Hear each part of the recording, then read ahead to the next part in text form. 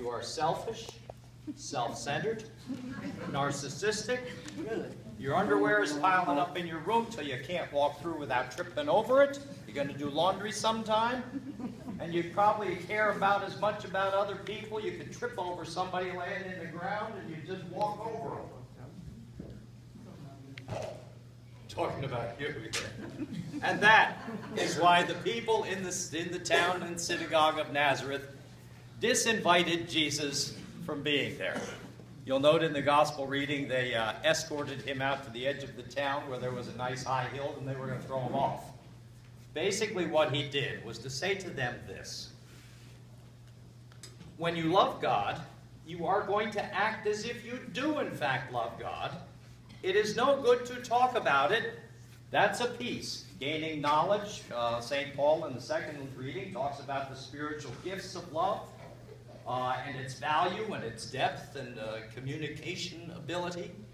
But talking about it and thinking about it is all well and nice, but unless you lift up your foot and you do something with it or get your hand out there, it means absolutely nothing. That is a further point that he makes in the second reading. Paul does. He's just simply building on Jesus' teaching in the synagogue in Nazareth. When you accept God as your creator, what that means then is that you have taken on a style of living different from whatever it was you were living before. It may be very subtly distinctive, but the subtlety will come here at this point, where you will know in all of the circumstances in which you find yourself, you will be always asking the question at the key times, what do I need to do to help renew this person's life?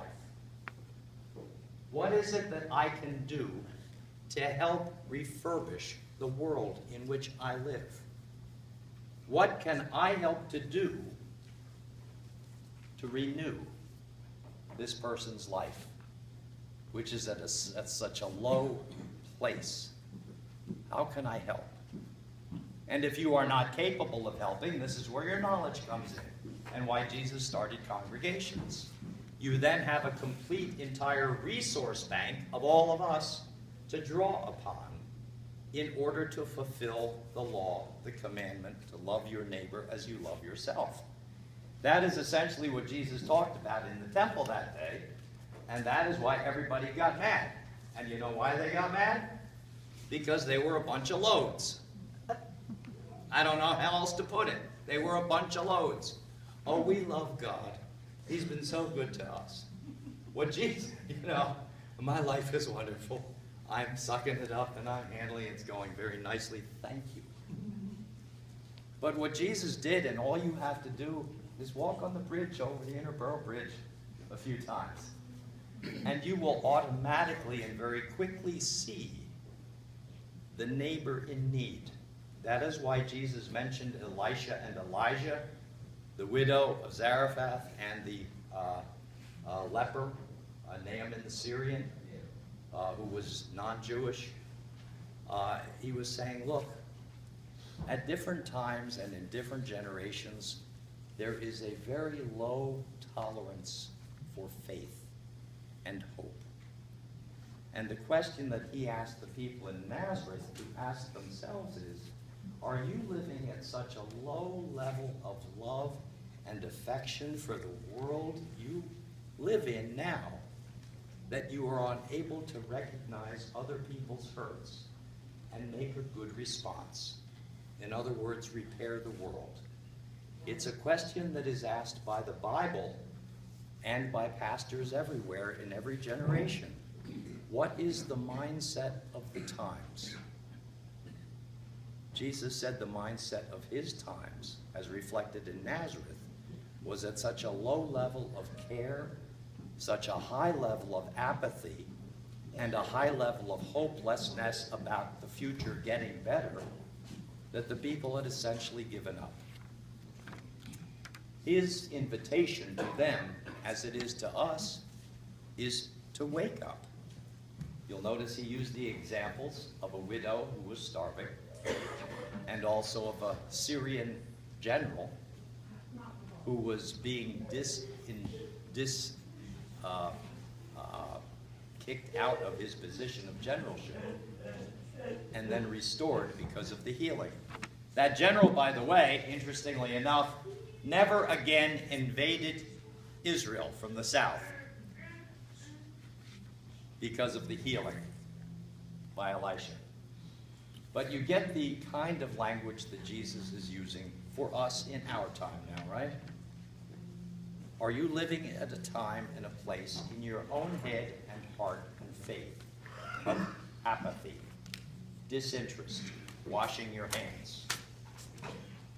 Are you able to walk through town and not notice the people who look like the Dickens, are probably hungry, and are probably dirty and stinky? Do you know your own friends, people who are hurting, people who could use some good counsel and advice, and not making the time for them because you're busy? Oh God, are you so busy? You just don't have time. Bless us all. Are you so self-interested that your local community is missing your skills and talents and abilities, that which you could bring to make it a better, more wholesome place? The response of the people in Nazareth, well, you know from the gospel reading, they said, Jesus, let's go for a little walk to the edge of the cliff and we're going to throw you off, just because you really ticked us off, because what he said was true. But they didn't do that, because they also knew the truth of how they were being. And that then stands as their invitation in 30 AD, as it stands as our invitation today. To be engaged in the world in which we live, to be engaged enough and caring enough of it by practicing the art of loving it to health and well-being and into new life. St. Paul talks about the gift of love and talks about it in 14 different verbs. Some of them positive, some of them not. You can look through them yourself. I will just mention to you two. Patience and kindness, the first two. They go together because you can be kind to somebody and not really meet their need. You following? You can be actually kind to somebody and be absolutely useless in helping them because you're impatient, because you don't want to make the time or take the time. And that is why Paul links the gifts as he does in describing love. Just a little simple working example. So patience is required when you're practicing the art of kindness as love, because the kindness you want to offer is a useful kindness. Well, that's the gospel to which we have been invited. To live, to model, and to pass along.